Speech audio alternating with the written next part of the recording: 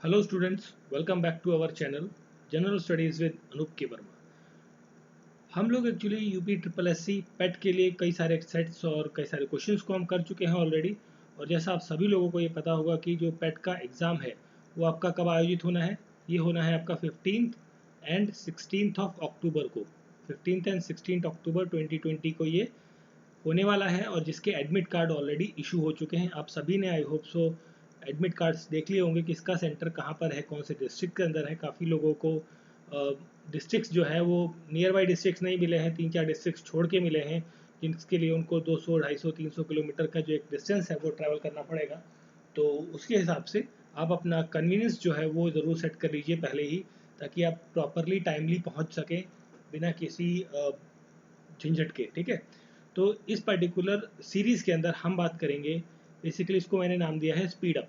अभी जो है, आज जो तारीख है, टुडे इज़ 2 ऑफ अक्टूबर, और आज की डेट में क्या है, गांधी जयंती। ठीक है, तो आज से हम शुरू कर रहे हैं 14th ऑफ चलेगा हमारा 14th ऑफ अक्टूबर तक ये पूरी सीरीज चलेगी, कंटिन्यू चलेगी। दिन में कई सारे सेट्स आएंगे इसके अंदर हम जितनी भी जीएस का पार्ट है, इंक्लूडिंग जीएस में साथ साथ हम जो रीजनिंग वाला पार्ट है और कुछ हिंदी के क्वेश्चंस, ठीक है, तो जितने भी पूरे 100 मार्क्स का जो क्वेश्चंस आता है वो सारे हर सेक्शन से क्वेश्चंस के जो इंपॉर्टेंट सेट्स हैं उनको यहाँ पर हम लगाएंगे। फटाफट क्वेश्चंस देखेंगे, आंसर्स लगाएंगे। ज़्यादा हम डिटेल में डिस्कशन नहीं करेंगे यहाँ पर, क्योंकि काफ़ी टाइम कम है हमारे पास। यहाँ पर मैंने लिखा हुआ है कि देखिए अभी 14 डेज आपके पास बचे हुए हैं, और आज से 14 डेज के बाद आपका ये 15 तारीख को एग्ज़ाम होगा। ठीक है, तो अगर जो आप चैनल पर नए जुड़े हैं तो चैनल को सब्सक्राइब कर लें और पूरी वीडियो देखें। अच्छी लगती है तो लाइक, शेयर और सब्सक्राइब तो करना ही है आपको। ठीक है, और अगर जो आप चाहते हैं कुछ और चीज़ें मैं ऐड करूँ वीडियो में, तो आप प्लीज़ कमेंट बॉक्स में ज़रूर लिखिए। ठीक है, तो शुरू करते हैं अपने स्पीड अप वाली सीरीज़ को, जो कि अगले 14 दिन तक चलती रहेगी, लगातार चलेगी। दिन में 3 से 4 वीडियोस आपको डेफिनेटली देखने को मिलेंगे। 20 क्वेश्चन, 25 क्वेश्चन, जिसके अंदर हम हर सेक्शन से, सिर्फ जीएस ही नहीं, हर सेक्शन से क्वेश्चंस को कवर अप करेंगे। ठीक है, तो चलिए शुरू करते हैं आज का हमारा पार्ट वन आप देख सकते हैं यहाँ पर हेडिंग में मैंने लिखा हुआ है। तो बढ़ते हैं क्वेश्चंस की तरफ। तो पहला क्वेश्चन आपका यहाँ पर क्या बनता है, जस्ट अ मिनट, देखिए।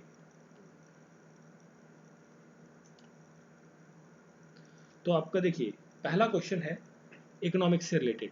तो इसमें पूछा गया है, देखिए इकोनॉमिक्स से रिलेटेड क्वेश्चन है, central banking action in India are performed by the, जो भारत के अंदर केंद्रीय बैंकिंग कार्य हैं वो किसके द्वारा निर्देशित किए जाते हैं, किसके द्वारा परफॉर्म किए जाते हैं, ये पूछा गया है। सेंट्रल बैंक ऑफ इंडिया, ठीक है, reserve Bank of India, state bank of India या पीएनबी के थ्रू। तो ये एक्शन जो है परफॉर्म किए जाते हैं रिजर्व बैंक ऑफ इंडिया के थ्रू। तो यहाँ पर जो करेक्ट आंसर है वो क्या है, ऑप्शन नंबर 2। तो ऑप्शन नंबर 2 जो है करेक्ट है, रिजर्व बैंक ऑफ इंडिया। तो यहाँ पर क्वेश्चन का करेक्ट आंसर हो जाता है ऑप्शन नंबर बी। ठीक है, ऑप्शन नंबर बी है करेक्ट आंसर। जब हम बात कर रहे हैं रिजर्व बैंक ऑफ इंडिया की, that is called as RBI, इसकी स्थापना कब हुई थी, 1935 के जो गवर्नमेंट ऑफ इंडिया एक्ट आया था उसके तहत शुरुआत हुई थी। बट इसकी मतलब एक्ट में तो बता दिया गया था कि भैया ये खुल रही है, आरबीआई खुली जा रही है, बट ये जो इम्प्लीमेंट होती है, इनैक्ट होती है, वो होती है 1937 के अंदर। ठीक है, और यहाँ पर जो फर्स्ट गवर्नर थे, first governor of the RBI की जब हम बात करते हैं, तो ब्रिटिश टाइम पर वो थे ऑसबॉर्न। नाम इंपॉर्टेंट है, पूछा जा सकता है, इसीलिए मैं बता रहा हूँ आपको, ऑसबॉर्न स्मिथ। ठीक है, और अगर जो हम बात करें फर्स्ट इंडियन गवर्नर कौन थे, पहले वो भारतीय कौन थे जो गवर्नर बने आफ्टर इंडिपेंडेंस बेसिकली कहा जाए, जो आरबीआई के गवर्नर थे, वो थे सीडी देशमुख। सीडी देशमुख। तो ये दोनों नाम आपके आरबीआई से रिलेटेड काफ़ी इंपॉर्टेंट है। और अगर जो हम इनके फंक्शंस की बात करें आरबीआई की, तो बहुत सारे फंक्शंस हैं, जैसे regulate and control of the banks और बैंक्स को रेगुलेट करना, उनको कंट्रोल करना, उनकी फंक्शनिंग को। और मेन काम बेसिकली देखिए आरबीआई का 2 मेन काम है। एक काम है मेनली, इसे आप समझ लीजिए, इसको पता होना चाहिए आपको, regulation and control of, regulation and control of all banks. जितनी बैंक्स है उनका रेगुलेट करना, उनको कंट्रोल करना, ये काम करती है आरबीआई। और दूसरा एक मेन काम है, वो काम है कि to be the banker of the government, banker to the government, to be the banker to the government. Government मतलब सरकार के लिए एक तरीके का बैंकर बनना, जब सरकार को पैसे की ज़रूरत होती है तो वो कहाँ से लेती है, आरबीआई से लेती है।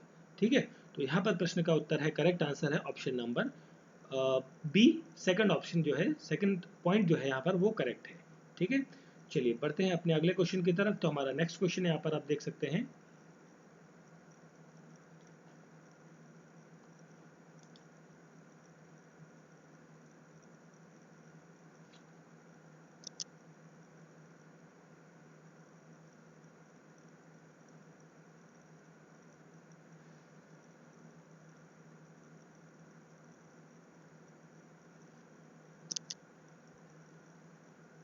नेक्स्ट क्वेश्चन है, the development expenditure of the central government does not include, केंद्र सरकार के विकास व्यय में शामिल नहीं है। देखिए, हर साल जो बजट आता है, आप सभी को पता होगा कि फरवरी का जो महीना होता है, फरवरी हर साल के में, फरवरी के महीने में जो सेंट्रल गवर्नमेंट है, केंद्र की जो सरकार है, सेंट्रल गवर्नमेंट, वो क्या करती है, बजट अनाउंस करती है। वो बताती है कि भाई कितना पैसा हम एजुकेशन में, हेल्थ में, इंफ्रास्ट्रक्चर में, रोड बिल्डिंग में, रेलवे में, हर जगह कहाँ कहाँ उसको इन्वेस्ट करेंगे पूरे पैसे को। ठीक है, तो उस पैसे के अंदर, उस खर्चे के अंदर कौन सी चीज़ इंक्लूडेड नहीं होती, ये पूछा गया है। तो इसके अंदर इंक्लूडेड नहीं होती वो चीज़ है डिफेंस का बजट। मतलब जो डिफेंस का बजट है, रक्षा व्यय, रक्षा व्यय मतलब कि ये हो गया कि भाई रक्षा व्यय में ये भी शामिल होता है कि भाई जो डिफेंस पर्सनल है उनकी सैलरीज और ये सब चीज़ें जो रहती हैं वो, और प्लस कि कौन से इक्विपमेंट्स खरीदने हैं, कौन सी मैन्युफैक्चर करने हैं, कौन से इंपोर्ट करने हैं, ये सारी चीज़ें जो होती हैं, सेना से संबंधित जो चीज़ें होती हैं, सेना पर जो खर्च होने वाला पैसा है, उसका विवरण जो है बेसिकली वो सेंट्रल गवर्नमेंट जो है वो अपने बजट के अंदर या डेवलपमेंट एक्सपेंडिचर के अंदर नहीं डालती है। ठीक है, बेसिकली डेवलपमेंट एक्सपेंडिचर के अंदर नहीं डालती है, वो एक सेपरेट पार्ट होता है, वो एक तरीके का नॉन प्लान्ड एक्सपेंडिचर होता है। ये डिपेंड करता है ऑन द कंडीशंस, इसके ऊपर कई सारी कंडीशंस हो सकती हैं, जिसके ऊपर कई बार होता है कि जो डिफेंस का एक्सपेंडिचर है वो बढ़ भी सकता है, कई बार वो घटाया भी जा सकता है। ठीक है, तो यहाँ पर क्वेश्चन का करेक्ट आंसर है ऑप्शन नंबर ए, डिफेंस एक्सपेंडिचर। चलिए फिर हम बात करते हैं अपने अगले प्रश्न की। तो हमारा नेक्स्ट क्वेश्चन है यहाँ पर, ICI is the name of, ICI क्या है बेसिकली। आईसीआई की जब हम बात करते हैं यहाँ पर, तो ICI that is, this is a bank, और इस बैंक का फुल फॉर्म क्या होता है, कई बार ये एग्जाम में पूछ लिया जाता है फुल फॉर्म क्या है आईसीआई का। दैट इज इंडस्ट्रियल, मैं लिख देता हूँ, industrial credit and investment corporation of India bank. ठीक है, this is the full form of ICICI. इसे कहा जाता है ना कि industrial credit and investment corporation of India bank, that is the full form of ICICI.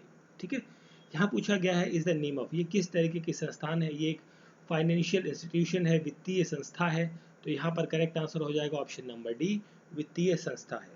जब हम बात कर रहे हैं आईसीआई की, तो आईसीआई के हेडक्वार्टर कहाँ पर है, आपको ये भी पता होना चाहिए, वो है वडोदरा के अंदर, वडोदरा। और वडोदरा कहाँ पर है, गुजरात के अंदर है, गुजरात के अंदर। ठीक है, और एट द प्रेजेंट की हम बात करें तो यहाँ पर जो चेयरपर्सन है, इनका भी नाम आपको पता होना चाहिए जब आप बैंक के बारे में बात कर रहे हैं। तो यहाँ पर जो चेयरपर्सन है एट प्रेजेंट वो है गिरीश चंद्र चतुर्वेदी, चतुर्वेदी। ठीक है, गिरीश चंद्र चतुर्वेदी जी जो है वो कौन है, एट प्रेजेंट आईसीआई बैंक के चेयरपर्सन है।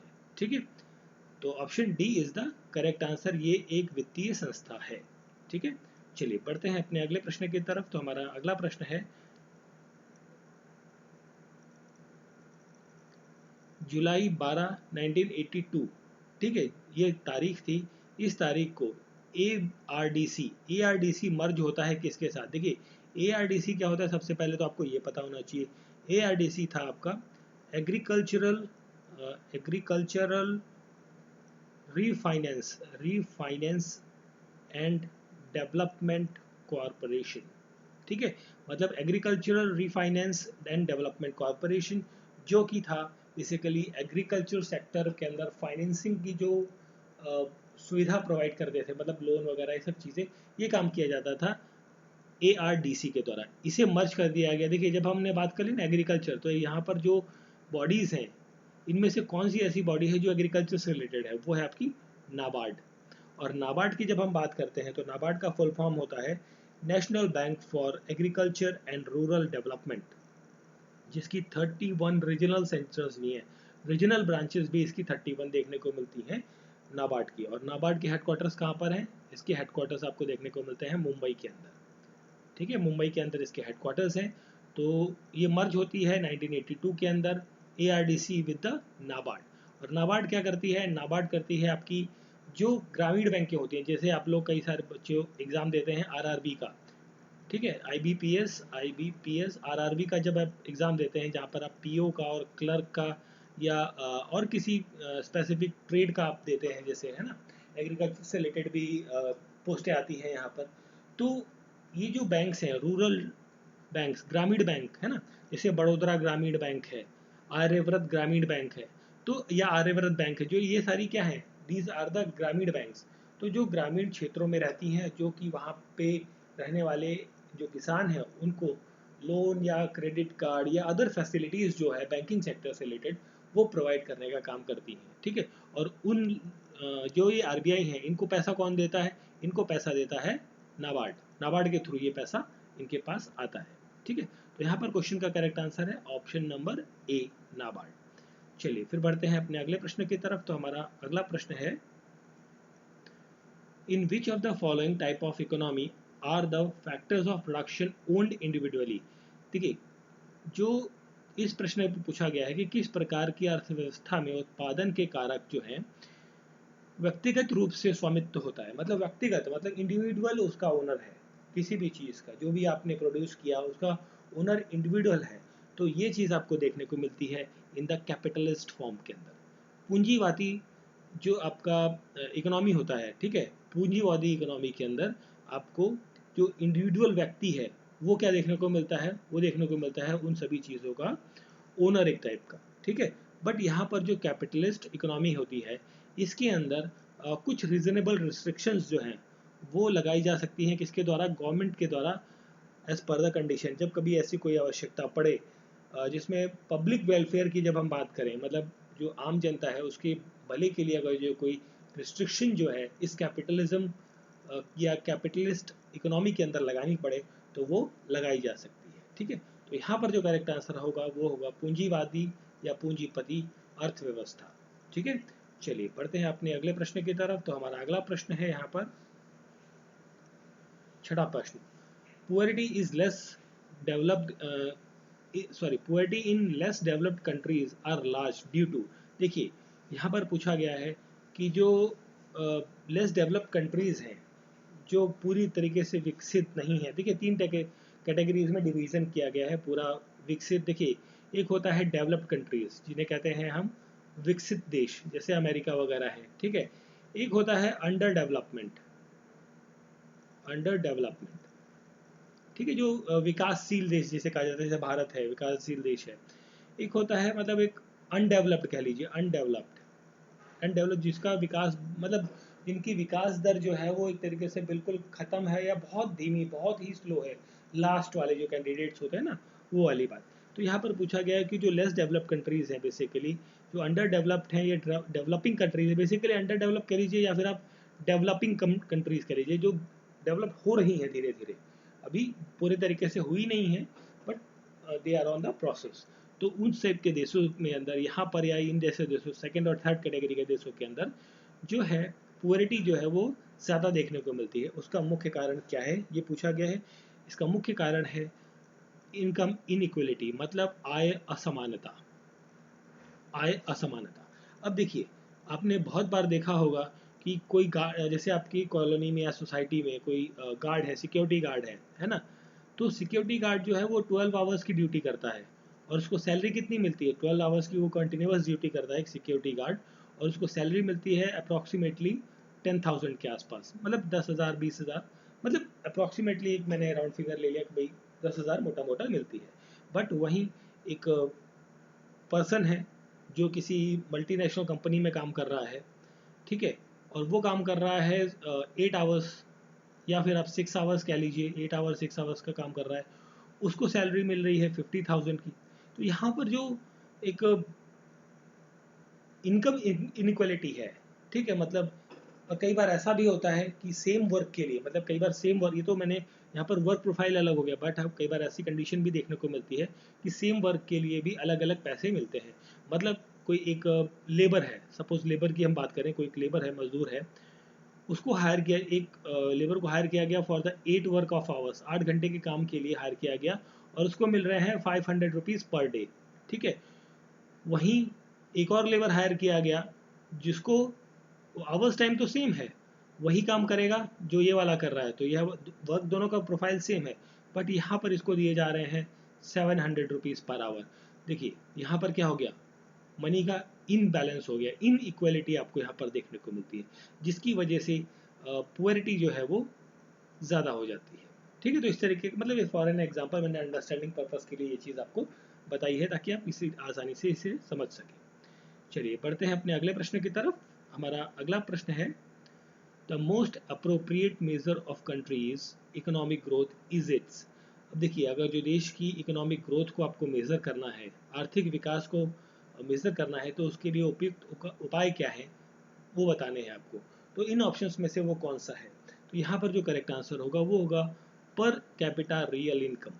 देखिए, प्रति व्यक्ति आय जिसे कहा जाता है, वो जो है उसके हिसाब से निर्धारित होता है कि भाई उस देश का या उस राज्य का जो ग्रोथ है, इकोनॉमिक ग्रोथ है, वो कितनी है ना। अगर जो हम कंपैरेटिव करें कि गुजरात के लोगों की जो पर इनकम कैपेसिटी है, पर कैपिटा इनकम जो है वो हाइयर है as compare to the UP और बिहार के लोगों से, ठीक है। मतलब बिहार और यूपी के जो लोग हैं, पब्लिक है, इंडिविजुअल्स हैं, उनकी जो पर कैपिटा इनकम है वो कम है और गुजरात की ज़्यादा है। तो मतलब फिर हम इन दोनों को बेसिस पे ये कह सकते हैं कि गुजरात की जो इकोनॉमिक ग्रोथ है वो क्या है, ज़्यादा है as compare to these states. तो इस तरीके से आप इसे निकाल सकते हैं, ठीक है। अब यहाँ पर एक टर्म दिया गया है जीडीपी। जीडीपी क्या होता है, जीडीपी होता है मॉनेटरी वर्थ होती है, मतलब एक तरीके से पूरे देश के अंदर, पूरे साल के अंदर, एक कंप्लीटली अब कहा जाए पूरे वन ईयर के अंदर, एक साल के अंदर क्या बनता है, मतलब एक पूरे एक साल के अंदर कितने गुड्स बनते हैं, मतलब क्या सामान बनता है, गुड्स, या फिर आप कह लीजिए सर्विसेज, जो भी सेवाएं या जो भी सामान आपका बना, ठीक है, पूरे देश के अंदर एक साल के अंदर, उसको कहते हैं GDP, that is gross domestic product. आप उसको निकालते हैं, यूजुअली एक साल के लिए रखा जाता है। जी NDP, that is net domestic product जो होता है, ये आपका वो वैल्यू होती है जो कि, अगर जो हम ये कहें ज्योग्राफिकल एरिया, मतलब देखिए ये तो हो गया भाई, देखिए गुड्स एंड सर्विसेज जो प्रोड्यूस हुई हैं वो किसी कन्फाइंड एरिया में ज़्यादा भी हो सकती हैं, कहीं कम भी हो सकती हैं, कहीं नहीं भी हो सकती है, नामात्र भी हो सकती हैं, ठीक है। और कई बार ऐसा होता है जो नेट डोमेस्टिक प्रोडक्ट है, इसका मतलब ये हो गया, ये तो ग्रॉस हो गया भाई, सब पूरी जगह से सब ले लिया।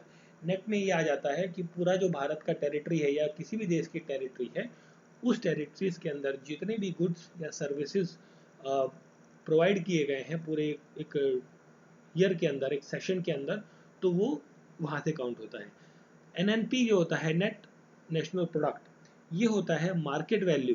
देखिए मार्केट वैल्यू से रिलेटेड है, market value of all the finished goods and services, जितने भी गुड्स और सर्विसेज प्रिपेयर हुए मार्केट में सेल करने के लिए, उनकी जो फाइनल मार्केट वैल्यू है, मार्केट प्राइस है, ठीक है, इसे एमआरपी कहा जाता है बेसिकली, बट एमआरपी से नहीं लेते हैं हम इसे, सिंपली मार्केट प्राइस की बात करें तो जैसे कहा जाता है ना कि भाई देखिए आलू है सपोज, तो आलू का मार्केट प्राइस जो है वो 20 रुपये से लेकर 25 रुपये पर केजी के आसपास का है। तो एक जो एक रेंज बन जाती है, या एक तरीके से एक फिक्स वैल्यू भी ले ली जाए, तो उससे निकलता है नेट नेशनल प्रोडक्ट, ठीक है। और ये चीज़ आती है market value for the goods, जो सामान बनाया गया है, और जो सेवाएं दी गई हैं, सर्विसेज मतलब सेवाएं।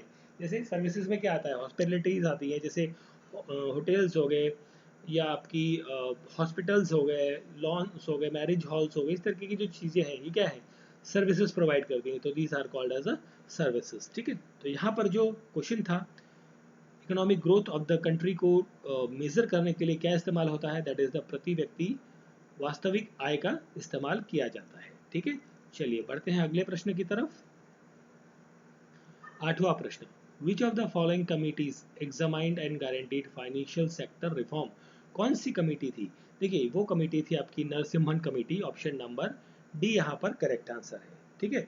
नरसिम्हन कमेटी एक्चुअली 2 बार आती है, एक आती है फाइनेंशियल सेक्टर के लिए, देखिए फाइनेंशियल सेक्टर के लिए ये आती है दैट इज इन 1991 के अंदर, और दोबारा जब आती है बन के तो फॉर द बैंकिंग सेक्टर के लिए। और बैंकिंग सेक्टर के लिए जब आती है तो इसके जो वर्क मतलब प्रोफाइल या इसका जो काम है या सजेशन थे नरसिम्हन कमेटी के फॉर द बैंकिंग सेक्टर, वो ज़्यादा इंपॉर्टेंट है, स्पेशली उन कैंडिडेट्स के लिए जो बैंकिंग एग्जाम की प्रिपरेशन कर रहे हैं, तो उसको आप अच्छे से पढ़ सकते हैं नरसिम्हन कमेटी को। और ये आती है 1998 के अंदर, ठीक है। अब नरसिम्हन कमेटी ने कहा था कि भाई जो SLR की वैल्यू है या CRR की वैल्यू है उसको रिडक्शन करना चाहिए, इंटरेस्ट रेट को डिटरमाइन करना चाहिए, स्ट्रक्चरल रीऑर्गेनाइजेशन करनी चाहिए किसकी, बैंकिंग की, बहुत सारी ऐसी चीज़ें बताई थी इस कमेटी के, ठीक है। तो क्वेश्चन में पूछा था नरसिम्हन कमेटी जो है वो फाइनेंशियल सेक्टर के रिफॉर्म्स में, देखिए फाइनेंशियल सेक्टर कौन सा हो गया, जो आपके जैसे आप कहते हैं ना बजाज फाइनेंस हो गया या मथूट फाइनेंस है, तो ये सब जो फाइनेंसिंग कंपनीज हैं नॉन बैंकिंग जिसमें पैसों का लेन देन नहीं होता, डायरेक्ट लेन देन नहीं होता है, तो उस तरीके की जो ऑर्गेनाइजेशंस है उन्हें कहा जाता है फाइनेंशियल सेक्टर या फाइनेंसिंग ऑर्गेनाइजेशंस। ओके, चलिए बढ़ते हैं अपने अगले प्रश्न की तरफ। तो हमारा नेक्स्ट क्वेश्चन है यहाँ पर क्वेश्चन नंबर 9। तो आप यहाँ देख सकते हैं विच of the following contributes the maximum earning in the Indian railways. भारतीय रेल के अंदर सबसे ज़्यादा अर्निंग करने वाला जो सेक्टर है वो कौन सा है, वो है गुड्स ट्रैफिक अर्निंग। जो सामान है, मतलब मान लीजिए बेंगलुरु में कोई प्रोडक्ट बना, उसको दिल्ली जाना है, दिल्ली जाना है या इधर लखनऊ आना है या उधर असम जाना है, ठीक है।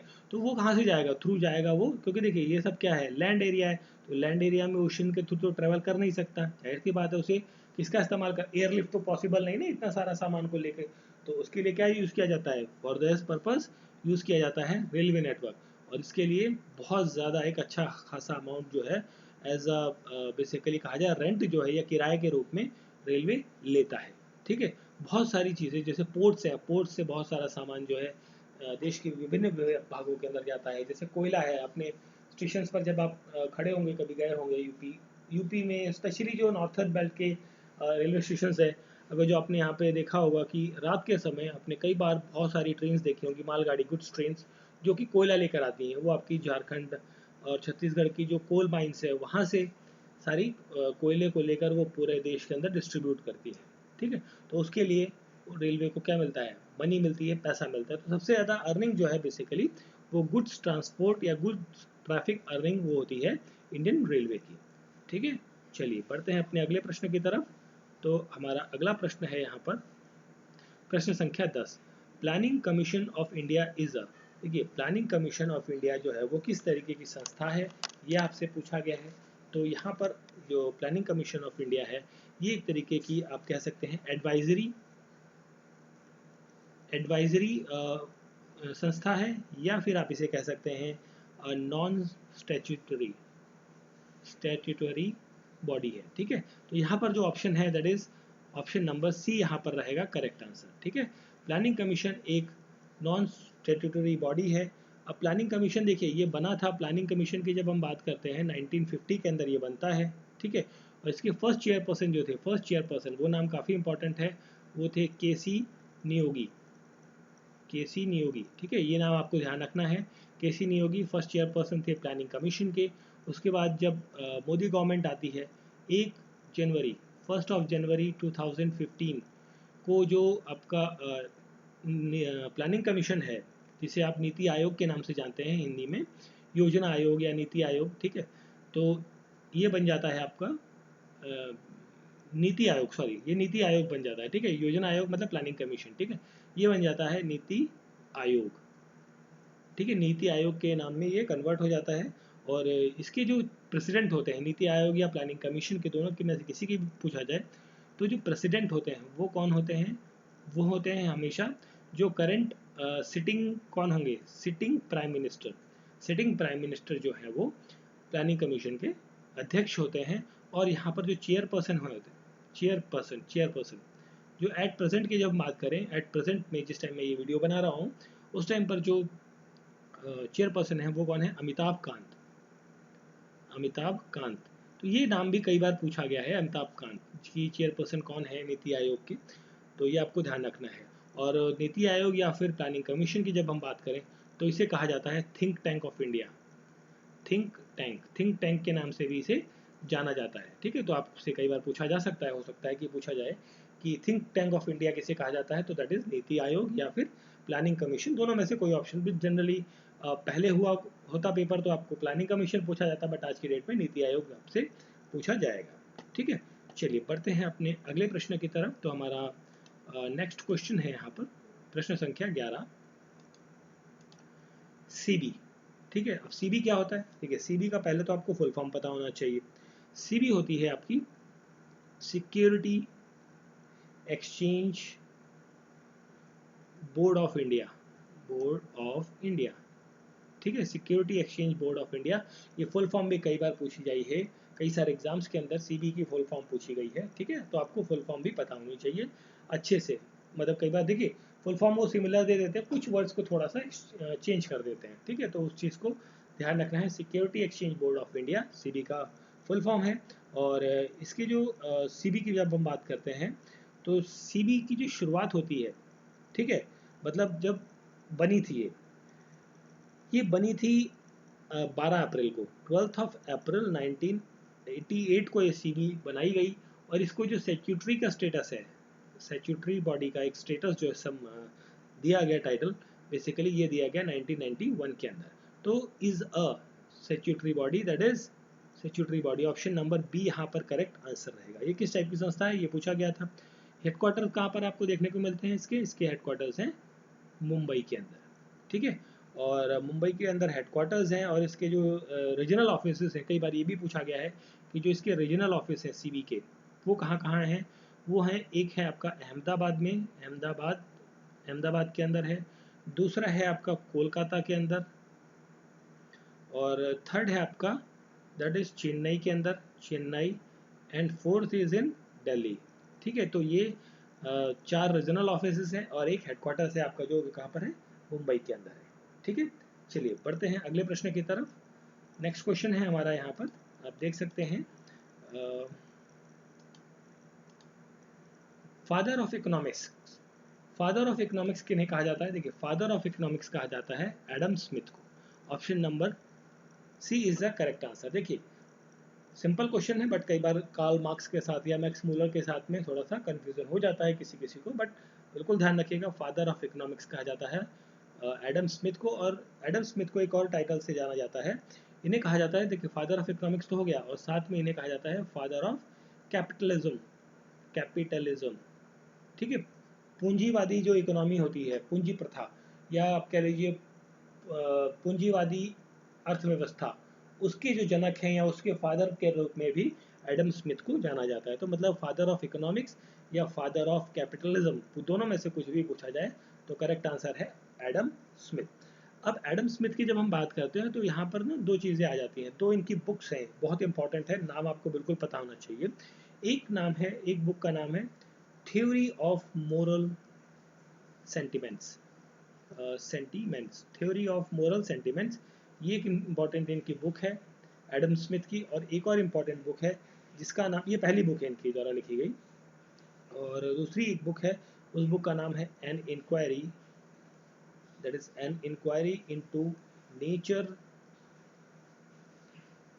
And causes of wealth of nation.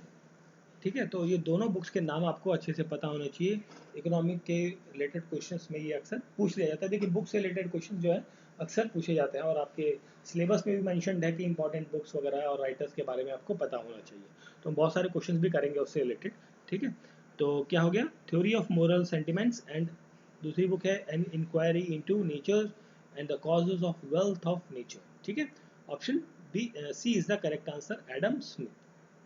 ठीक है, चलिए बढ़ते हैं अपने अगले प्रश्न की तरफ। तो हमारा अगला प्रश्न है यहाँ पर, आप देख सकते हैं, what is the binding order of carbon monoxide group. देखिए कार्बन मोनोऑक्साइड ग्रुप जो है आपका, ठीक है, इसका बाइंडिंग ऑर्डर क्या है? वो sorry, not binding order, this is, यहाँ पर थोड़ा सा ना एक्चुअली टाइपिंग मिस्टेक हो गई, इसे करेक्ट कर लेंगे आप लोग।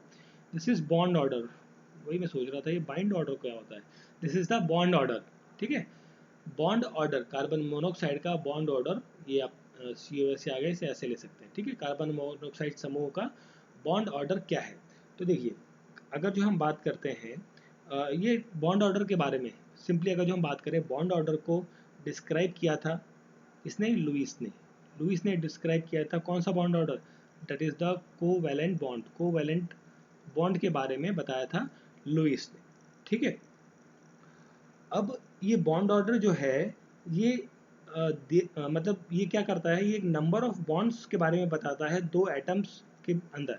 मतलब एक मॉलिक्यूल है, सिंपली आप ये समझ लीजिए, एक मॉलिक्यूल है, उस मॉलिक्यूल के अंदर दो एटम्स हैं, उन दो एटम्स के बीच में जो बॉन्ड है, मतलब एक जोड़ है ना, कनेक्टिविटी है, या जो उनके बीच में एक रिलेशन है एक तरीके का, ठीक है। तो उसके बारे में जो बताता है वो बताता है बॉन्ड ऑर्डर, ठीक है। और ये जो बॉन्ड ऑर्डर होता है ये एक तरीके का इंडिकेटर की तरह काम करता है। It acts as a indicator for, किसके इंडिकेटर की तरह, for the stability, stability of chemical bond, ठीक है। केमिकल बॉन्ड की स्टेबिलिटी को इंडिकेट करने का भी ये काम करता है।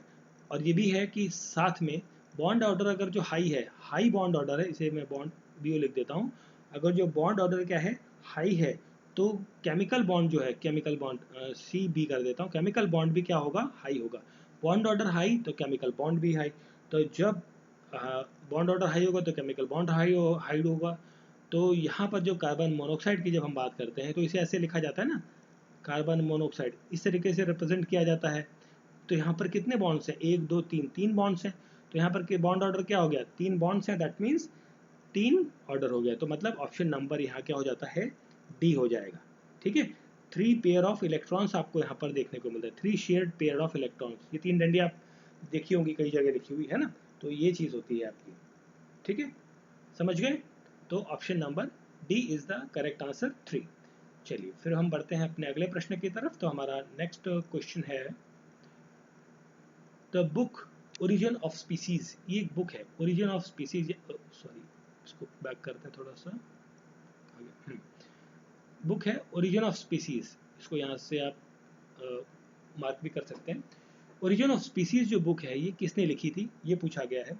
तो ओरिजिन ऑफ स्पीसीज जो है ये बुक लिखी है चार्ल्स डार्विन ने। तो ऑप्शन नंबर D यहाँ पर करेक्ट आंसर होगा, चार्ल्स डार्विन। और इन्होंने ये जो बुक लिखी थी, तो ये बुक पब्लिश हुई थी, ये पब्लिश हुई थी दैट इज इन 1859 के अंदर, 1859 एंड नवंबर का महीना था, ठीक है। डेट कोई इतने खास इंपॉर्टेंट नहीं, बट कभी पूछा जाए कि कब पब्लिश हुई थी, दैट इज इन 1859 नवंबर के अंदर ये पब्लिश हुई थी। इस किताब के अंदर जो है फाउंडेशन ऑफ इवोल्यूशनरी बायोलॉजी के बारे में बताया गया है, और ये साइंटिफिक थ्योरीज इसके अंदर बताई गई हैं बहुत सारी। जो पॉपुलेशन बढ़ी, मतलब जो ह्यूमन जाति है, मतलब इंसान है, उनका जो प्रजनन हुआ, मतलब उनकी जो ग्रोथ हुई, उनका इवोल्यूशन जो हुआ, उसके बारे में इस पुस्तक के अंदर बताया गया है, ठीक है। थ्रू देखिए, अब जो चार्ल्स डार्विन है, इनकी जो थ्योरी है ना, इसे कहा जाता है वो थ्योरी ऑफ नेचुरल सिलेक्शन के नाम से, ठीक है, थ्योरी ऑफ नेचुरल सिलेक्शन, इस नाम से भी इनकी थ्योरी को जाना जाता है, ठीक है। तो ये चीज़ आपको ध्यान रखनी है। बुक का नाम है ओरिजिन ऑफ स्पीसीज, लिखा था डार्विन ने, चार्ल्स डार्विन, इनका पूरा नाम है चार्ल्स डार्विन, ठीक है। ऑप्शन नंबर D है करेक्ट आंसर। चलिए बढ़ते हैं अपने अगले प्रश्न की तरफ। हमारा नेक्स्ट क्वेश्चन है प्रश्न संख्या 15, interaction between algae and fungi to form lichen is called as. देखिए, एक अलगी होता है, एक फंगाई होता है, ठीक है। अलगी मतलब आपकी तरीके से काई, जो आपने देखा होगा, जो जहाँ पर पानी अक्सर भरा रहता है तो एक ग्रीनिश मटेरियल आपको वाटर बॉडी के ऊपर या उसके आसपास जो सॉइल होती है वहाँ पर आपको देखने को मिलता है, वो कहलाती है अलगी, ठीक है।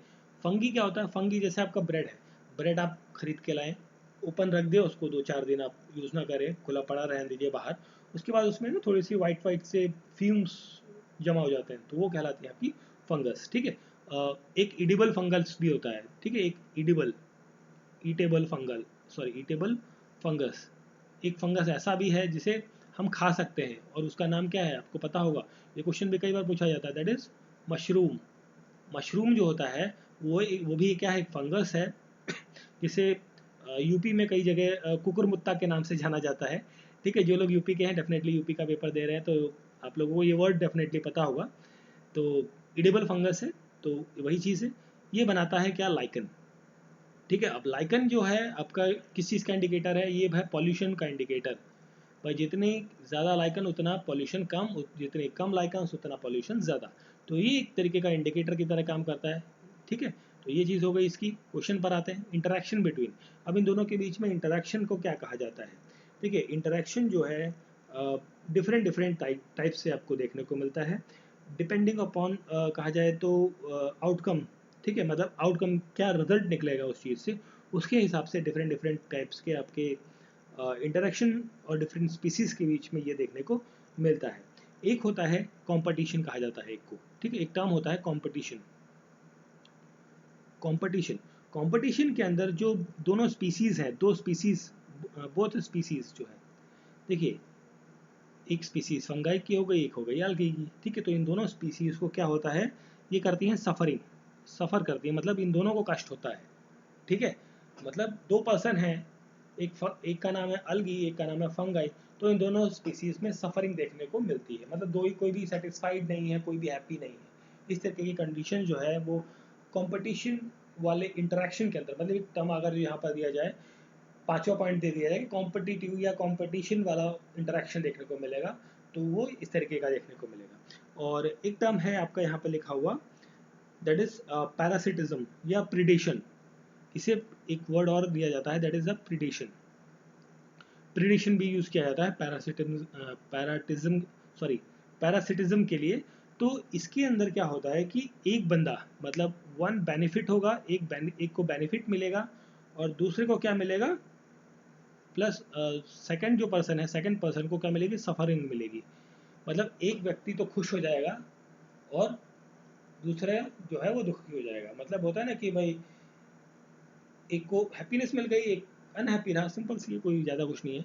और म्यूचुअलिज्म जो है, म्यूचुअलिज्म की जब हम बात करते हैं तो म्यूचुअलिज्म में होता है आपका दोनों स्पीसीज जो हैं, मतलब जो यहाँ पर एल्गी और जो ये फंगाई हैं, दोनों क्या हो जाती हैं, हैप्पी हो जाती है। मतलब दोनों को क्या मिल जाता है, बेनिफिट मिल जाता है, both are happy in the case of mutualism. मतलब दोनों ने आपसी समझौते से क्या किया, भैया मैं ये चीज़ें करूँगा, मैं वो चीज़ें करूँगा, तो क्या होगा, दोनों लोग हैप्पी हो गए। ठीक है, तो हैप्पीनेस वाली चीज़ आती है म्यूचुअलिज्म के अंदर।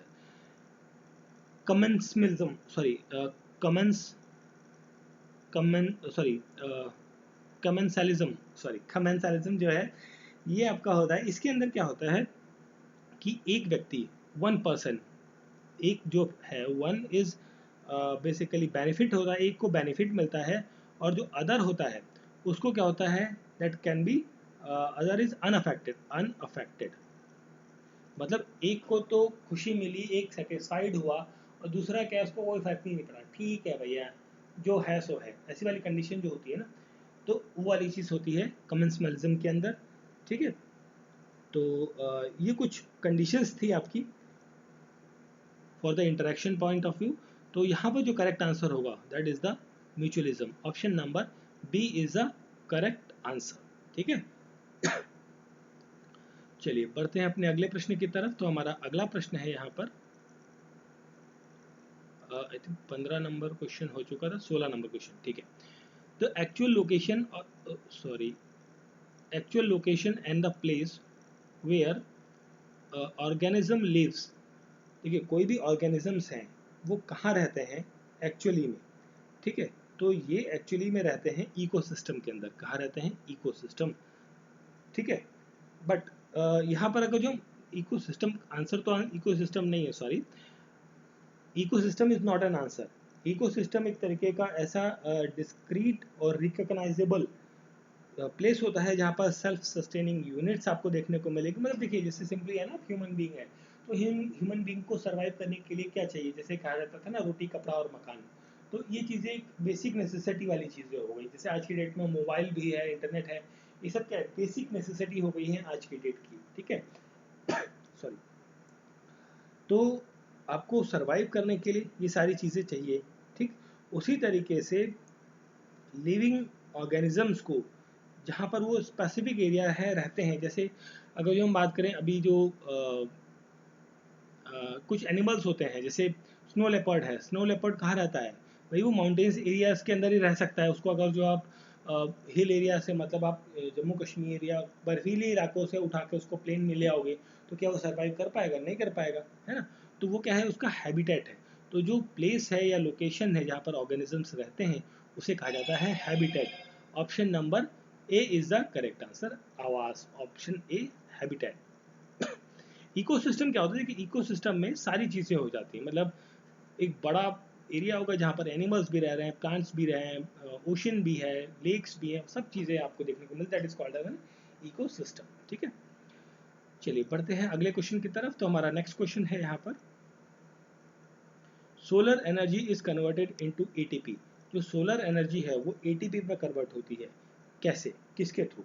ठीक है, अब देखिए प्लांट सेल के अंदर, हम स्पेशली अब हम बात करें यहाँ पर, तो प्लांट सेल के अंदर, प्लांट सेल्स के अंदर जो क्लोरोप्लास्ट है, कौन है? क्लोरोप्लास्ट। वो रिस्पॉन्सिबल होता है किस चीज़ के लिए?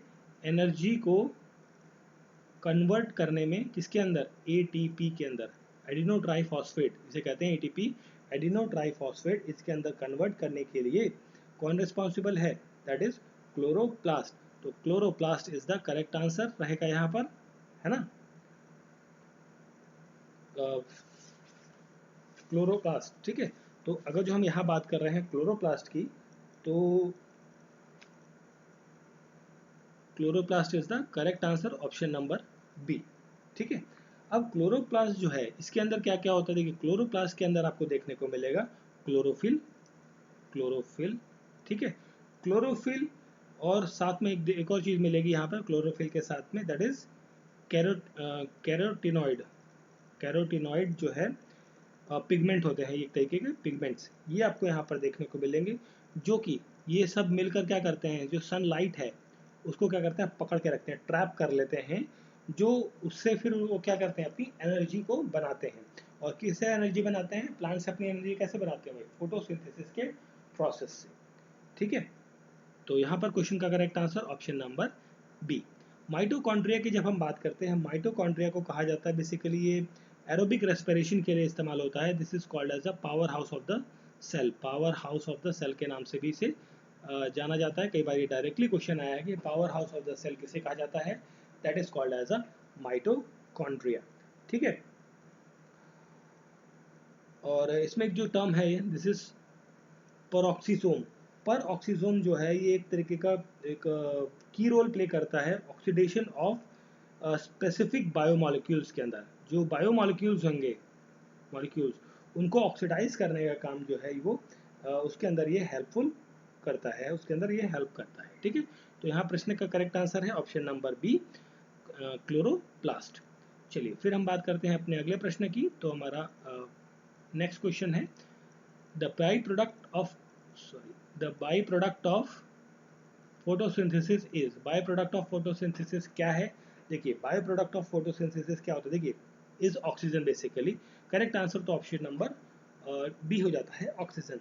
अब देखिए केमिकल रिएक्शन टेक प्लेस होती है, वो केमिकल रिएक्शन बहुत सिंपल है, आपको सभी को पता ही होगा। एक होती है 6 कार्बन डाइऑक्साइड प्लस 12H2O, ये मिला, मतलब जब ये रिएक्ट करते हैं कार्बन डाइऑक्साइड और वाटर, इतने मॉलिक्यूल्स, ये बनाते हैं आपके C6H12O6, और साथ में 6H2O वाटर मॉलिक्यूल, और साथ में आपकी 6 ऑक्सीजन मॉलिक्यूल्स आपकी क्या होते हैं, रिलीज होते हैं। बाय प्रोडक्ट है, बाय प्रोडक्ट का मतलब this is the by product. ठीक है, और ये क्या होता है, this is called as a glucose. ठीक है, ग्लूकोज फॉर्म होता है, वाटर बनता है, और आपका oxygen as a by product यहाँ पर रिलीज होता है। ठीक है, तो ये रिएक्शन है, आपको ध्यान होनी चाहिए कि सिंपल रिएक्शन है, बहुत टफ नहीं है। कभी पूछा जाए तो क्या, मतलब पूछा जाए कि भाई सिंथेसिस ऑफ जो फोटोसिंथेसिस है उसके अंदर जो प्रोडक्ट निकलता है वो क्या क्या निकलता है, देखिए ये तो बाय प्रोडक्ट हो गया वाटर, और ये तो मेन प्रोडक्ट क्या हो जाता है, ग्लूकोज। ठीक है, option number B is the correct answer. चलिए बढ़ते हैं अपने अगले प्रश्न की तरफ। तो हमारा अगला प्रश्न है यहाँ पर question number 19। PM Modi, Narendra Modi ने फाउंडेशन रखी थी किसकी? मंडल डैम प्रोजेक्ट की। ये किस रिवर पर बनने वाला है या बन रहा है? ठीक है, तो ये जो प्रोजेक्ट है बेसिकली, ये प्रधानमंत्री ने इसको पुराना क्वेश्चन है थोड़ा सा, बट पूछा जा सकता है, इंपॉर्टेंट है। तो ये एक्चुअली मेंडल डैम की बात करें तो ये 5 जनवरी 5 जनवरी 2019 की खबर है। कई बार एक्चुअली मैंने देखा है कि कई सारे एग्जाम्स, जैसे अभी तमिलनाडु का पेपर देखा था मैंने, तो उसके अंदर 2013 का करंट अफेयर का क्वेश्चन डाल दिया था। ठीक है, और भी कई सारे एग्जाम्स के अंदर 2021 में या 20 के करंट अफेयर के क्वेश्चन भी डाले गए हैं। तो इंपॉर्टेंट है, पूछा जा सकता है। कुछ इंपॉर्टेंट क्वेश्चन जो मुझे लगे पुराने वाले, वो मैं डेफिनेटली डाल दूंगा इस पूरे सीरीज़ के अंदर भी। तो जो मंडल डैम प्रोजेक्ट है, ये आपका बन रहा है, बेसिकली हम बात करें प्रॉपरली किस रिवर पे, तो उस रिवर का नाम है यहाँ पर नॉर्थ कियोल। ठीक है, नॉर्थ कियोल ऑप्शन, यहाँ पर ये ऑप्शन ये गलत हो गया, इसे छोड़ दीजिए, इंग्लिश वाले में देख लीजिए। Option number D is the correct answer. अब एक्चुअली ये जो डैम है, ये घरवा रिवर जो है, या बेसिकली लचेतेर डिस्ट्रिक्ट जो है उसके अंदर बना हुआ है। स्पेशली इन हम बात करें, ये बना था, ये जो डैम है इसकी कंस्ट्रक्शन शुरू हुई थी 1970 के अंदर, और ये बन के भी तैयार हो गया था। और ये बन के तैयार हो गया था आई थिंक इन 93 के अंदर, 1993 के अंदर ये बनकर भी तैयार हो गया था। बट इसके अंदर कुछ पार्ट ऑफ कंस्ट्रक्शन जो है वो बचा हुआ था, जिसको मोदी गवर्नमेंट आने के बाद, मतलब 2017 में ये कहा गया कि भाई जो बचा हुआ पार्ट है इसका कंस्ट्रक्शन का, उसको भी कंप्लीट करके इस पूरे डैम को फुल फ्लैश मतलब चालू कर दिया जाए। तो इसका जो है शुरुआत करी थी, जो बचा हुआ पार्ट है उसकी शुरुआत करी थी इन्होंने 5 जनवरी 2019 को। ठीक है, तो आपको बस इतना ही ध्यान रखना है यहाँ पर कि मंडल डैम प्रोजेक्ट कहाँ पर है। This is in specially Bihar के अंदर है, और बिहार के अंदर भी कहाँ पर है, कोयल रिवर के, कोयल रिवर के उत्तरी छोर में आपको ये देखने को मिलता है। ठीक है, चलिए फिर अगला क्वेश्चन देखते हैं हम। Sorry, next question, who is the author of the book Galaxy of rascal. ये एक बुक है, आपको ध्यान रखनी है, गैलेक्सी ऑफ रास्कल। ये बुक किसके द्वारा लिखी गई है? ये बुक लिखी गई है रस्किन बॉन्ड के द्वारा। ऑप्शन नंबर सी यहाँ पर करेक्ट आंसर होगा, Ruskin Bond. Option number C is correct answer.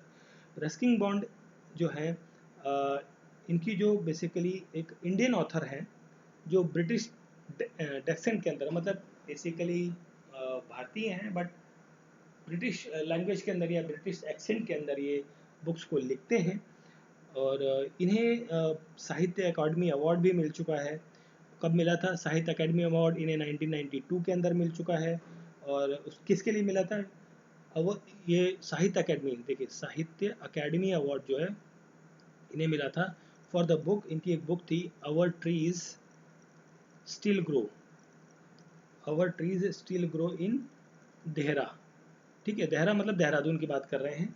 तो इस नॉवल के बारे में, ये एक इंग्लिश नॉवल थी, इसके लिए इनको साहित्य अकादमी अवार्ड मिल चुका है।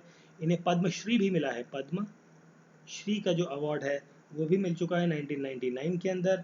एंड पद्म भूषण भूषण का जो अवार्ड है ये भी इन्हें मिला है 2014 के अंदर। ठीक है, तो ये कुछ अवार्ड्स भी मिल चुके हैं इनको, आपको पता होना चाहिए। और साथ में अगर जो हम बात करें इनकी कुछ और बुक्स की, जैसे room of the roof and the blue umbrella, the fight of pigeon rusty, the boy from the hills and the handful of nuts. तो ये कुछ ऐसी किताबें हैं जो इनके द्वारा लिखी गई हैं। मैं रिपीट कर देता हूँ एक बार और से, room of the roof, the blue umbrella, the fight of pigeon rusty, the boy from the hill and the hand full of the nuts. तो ये कुछ बुक्स हैं बेसिकली किसके द्वारा लिखी गई हैं? रस्किन बॉन्ड के द्वारा। ठीक है, तो आई होप सो क्वेश्चंस आपको अच्छे लगे होंगे, समझ में आया होगा। 20 क्वेश्चंस के सेट हैं, 20 क्वेश्चंस को हम फटाफट करते जाएंगे, दिन में 3-4 सेट्स कवर करेंगे। तो बहुत सारे क्वेश्चंस हैं, जीएस के भी रहेंगे। देखिए हम पूरा जो सिलेबस है आपका ना, इसके अंदर जीएस है, साइंस, जनरल साइंस के हम क्वेश्चंस करेंगे यहाँ पर, हिंदी के क्वेश्चंस भी हम इवन करेंगे यहाँ पर, एंड आपके रीजनिंग वाला जो पार्ट है उसके क्वेश्चन, जितना भी सिलेबस के अंदर है उन सभी से रिलेटेड हम क्वेश्चंस को कवर करने वाले हैं फटाफट। ठीक है, तो जुड़े रहिए और पूरी वीडियो देखते रहिए, शेयर करिए अच्छी लगती है तो, और नए हैं चैनल पर तो लाइक शेयर सब्सक्राइब ज़रूर करें। मिलते हैं अगली वीडियो के अंदर। Thank you for watching.